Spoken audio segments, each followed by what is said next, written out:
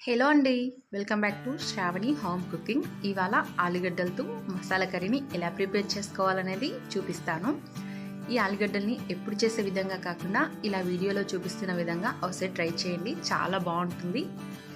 ఈ curry చపాతీలోకైనా, white రైస్లోకైనా, bagara రైస్లకైనా, దేనికైనా సరే చాలా అంటే చాలా బాగుంటుంది. మరి టేస్టీగా ఉండే ఆలు మసాలా కర్రీని ఎలా ప్రిపేర్ చేసుకోవాలో వీడియోలో చూసేయండి.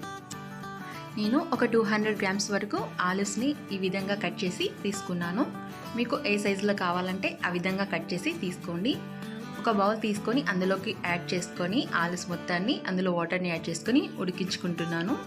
ఇప్పుడు ఒక కప్పు తీసుకొని అందులోకి 2 or 3 టేబుల్ స్పూన్ వరకు పెరుగుని వేస్తున్నాను.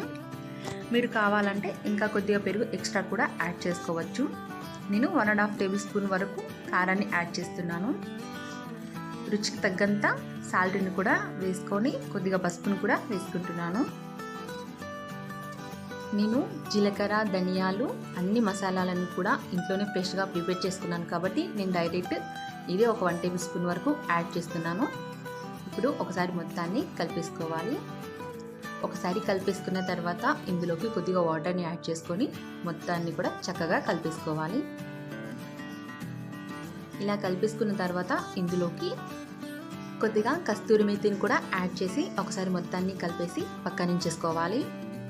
ఇప్పుడు ఒక చిన్న 2 టమాటాలని, ఒక ఉల్లిపాయని కూడా ఈ విధంగా కట్ చేసి తీసుకున్నాను.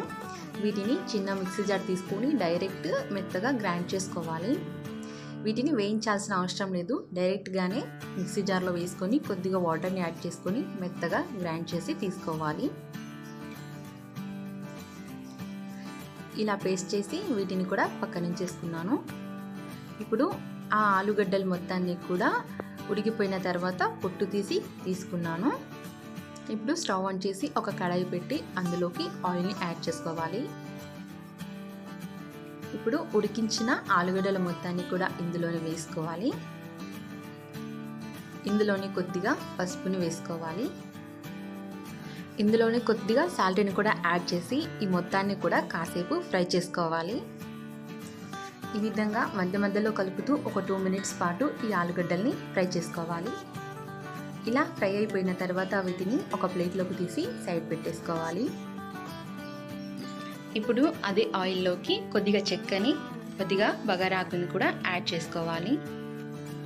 ఇవి కాస్త ఫ్రై అయిన తర్వాత ఇందులోకి గ్రైండ్ చేసి పెట్టుకున్న టమాటా, ఆనియన్ పేస్ట్ని ఇందులో యాడ్ చేసుకోవాలి.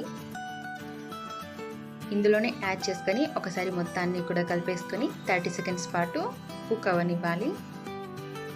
ఇందులోకి కారం మసాలా పేస్ట్ని ప్రిపేర్ చేసి పెట్టుకున్నాం కదండి, అది ఇందులోనే యాడ్ చేసుకోవాలి. ఒకసారి మొత్తాన్ని కలిపేసుకొని మూత పెట్టి 2-3 మినిట్స్ పాటు ఉడికించుకోవాలి. 2-3 మినిట్స్ ఉడికిన తర్వాత ఇందులోకి సరిపడా వాటర్ని కూడా యాడ్ చేసుకోవాలి. వాటర్ని యాడ్ చేసుకొని ఒక 2 మినిట్స్ పాటు ఇది కూడా ఉడికించుకున్న తర్వాతనే ఫ్రై చేసి పెట్టుకున్న ఆలుగడ్డల్ని ఇందులోనే వేసుకోవాలి. ఈ విధంగా వేసుకొని ఒకసారి మొత్తాన్ని కూడా కలిపేసుకోవాలి.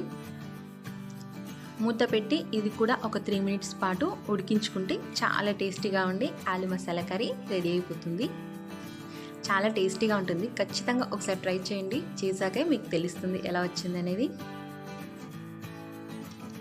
ఇది ఒక 3 మినిట్స్ ఉడికిపోయిన తర్వాత ఇందులో లాస్ట్లో కొత్తిమీరని యాడ్ చేసుకొని ఒకసారి మొత్తాన్ని కలిపేసుకోవాలి. ఇంతే అండి, సింపుల్ ఆలు మసాలా కర్రీని ఇలా ఒకసారి ఖచ్చితంగా ట్రై చేయండి. ఎలా వచ్చింది అనేది కామెంట్ రూపంలో తెలియచేయండి. మీకు ఈ వీడియో నచ్చినట్లయితే లైక్ చేయండి, కామెంట్ చేయండి, సబ్స్క్రైబ్ చేసుకోవడం మర్చిపోకండి. ఇలాంటి టేస్టీ అండ్ హెల్తీ రెసిపీస్ కోసం మా ఛానల్ని ఫాలో అవుతూ ఉండండి.